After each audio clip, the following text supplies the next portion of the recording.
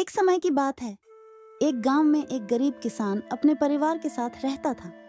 उसकी पत्नी का नाम सरिता और बेटी का नाम छोटी था। वह दिन रात मेहनत करता था ताकि उसकी फसल अच्छी हो सके और अपने परिवार को अच्छा जीवन दे सके। लेकिन कई सालों से उसकी फसल अच्छी नहीं हो रही थी, क्योंकि बारिश भी कई सालों से नहीं हो रही थी। इसलिए गांव के सभी लोग बहुत परेशान थे।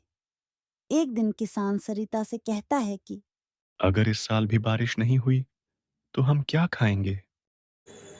आप क्यों परेशान होते हो? भगवान पर भरोसा रखो, सब ठीक हो जाएगा। इस साल भी गांव के सारे लोग इसी उम्मीद में बैठे थे कि बारिश अच्छी होगी तो हमारी फसल भी अच्छी हो जाएगी।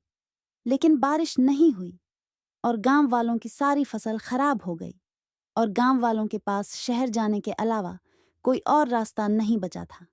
सब अपनी अपनी जमीन बेचकर शहर जाने लगे और किसान के पास भी कोई चारा नहीं बचा था। सरिता, अरे ओ सरिता, कहाँ हो भाग्यवान? अरे आ रही हूँ, क्यों चिल्ला रहे हो?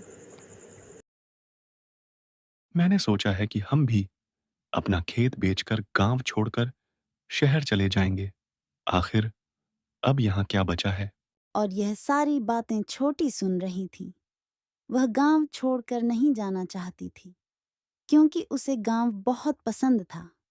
और वह एक पेड़ के पास गई, फावड़ा से खोदने लगी और उसके पिता यह सब देख रहे थे। छोटी, ये क्या कर रही हो बेटा? आपकी परेशानी का अंत कर रही हूँ पापा।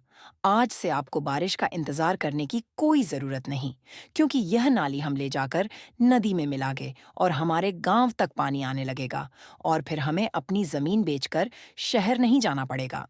और इस तरह बाप बेटी की मेहनत रंग लाई और कई महीनों के बाद पानी आने लगा और उनकी फसल भी बढ़िया से लहराने लगी।